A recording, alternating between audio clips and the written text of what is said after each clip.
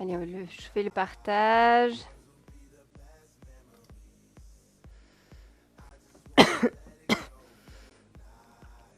Voilà, bonsoir à tous et bienvenue sur défoule-toi-chez-toi.com. Et oui, on se retrouve ce jeudi soir, 19h30, pour notre cours de HIIT, High Intensity Interval Dance, donc du HIIT en mode dansant. Donc, bienvenue à tout le monde. Je suis ravie que voilà, d'accueillir tout le monde. Ah, tiens, il y a Annabella qui arrive, je l'accepte. Ok, super. Donc tout le monde est en train d'arriver. Merci d'être là en direct sur Facebook pour ceux qui sont en train de nous voir sur Facebook, en direct sur notre page internet Défoule-toi chez toi pour celles et ceux qui sont en train de faire le cours en direct, pour ceux qui font le cours en replay également. Bonsoir à tous. Alors, ce soir, on voulait vous partager donc le post de Célia. Alors, comment cuisiner avec moins de sel? Et oui, les jeudis soirs, on parle alimentation. Alors, on sait tous que le sel en excès, c'est pas génial. Ok, donc voilà les petites astuces pour pouvoir diminuer son taux de sel. Et oui, le sel, ça fait beaucoup de rétention d'eau et ça nous fait gonfler. Ok, les femmes, on connaît beaucoup ça avec les jambes gonflées. C'est un vrai souci.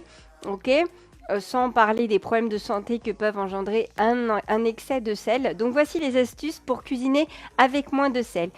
On peut utiliser du citron, notamment par exemple dans les salades, les crudités. Utilisez du citron, ça relève beaucoup vos crudités, vos salades. Vous allez voir, c'est vraiment super.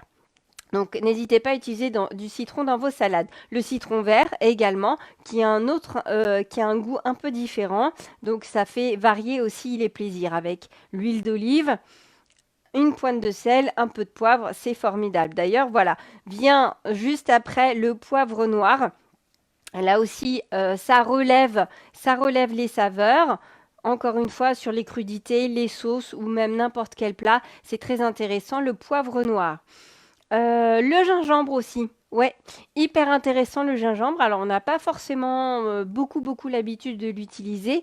Un peu plus quand même, je pense, depuis quelque temps, on en parle de plus en plus du gingembre et de tous ses bienfaits. Et donc, une des propriétés, c'est de pouvoir relever nos plats, nos sauces avec une pointe d'épices, un arôme différent qui ressort et qui est très intéressant. Les herbes fraîches, bien sûr, basilic, persil, coriandre, etc. J'en passe. Ça aussi, ça donne énormément de goût et ça remplace très bien le sel. L'ail, ça relève de façon excellente également tous nos plats, aussi bien crus que cuits.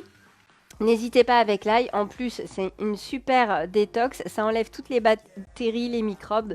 Donc, cet hiver, consommez de l'ail absolument. Les épices, oui, toutes sortes d'épices. La cannelle, vous voyez, on voit plein de choses. La vanille. On peut relever plein d'épices qu'on peut avoir, le curcuma, le paprika, le curry, etc. Toutes ces préparations sont hyper intéressantes pour relever nos plats. Le vinaigre. Alors, le vinaigre, oui, c'est vrai qu'on en utilise pas mal en France. On connaît pas mal le vinaigre balsamique.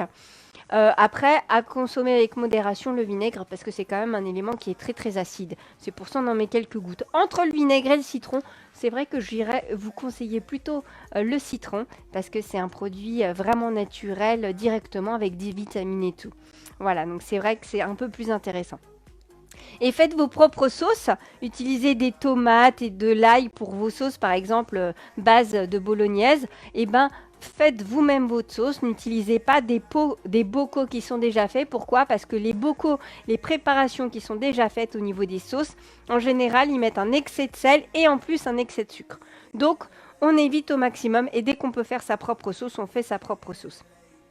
Utilisez éventuellement des cubes de bouillon avec des sels réduits et des granulés de sauce ou créez votre propre bouillon que vous gardez ensuite au congélateur. Ça aussi, c'est une bonne astuce pour relever un peu nos plats. Et puis, par exemple, on peut rôtir les légumes pour ressortir les saveurs des légumes. On les fait rôtir. Alors, si on a une plancha, Vraiment, on met voilà, à feu très fort légèrement un petit peu au départ et ensuite on peut le cuire un peu à la vapeur ou un peu comme vous avez l'habitude par ailleurs à l'eau de les cuire ou d'abord à l'eau et ensuite vous les rôtissez un petit peu. Ça aussi, c'est possible. Ok, donc voilà.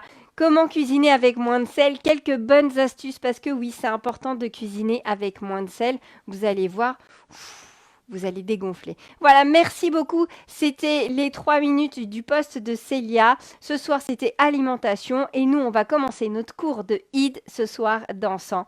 Alors, n'hésitez pas à venir essayer le cours sur défoule-toi-chez-toi.com. Vous pouvez prendre contact pour prendre rendez-vous pour une séance offerte. Alors voilà, n'hésitez pas. Merci beaucoup à tous. Et nous, c'est parti, on commence le cours. Bye bye, ceux qui sont sur Facebook.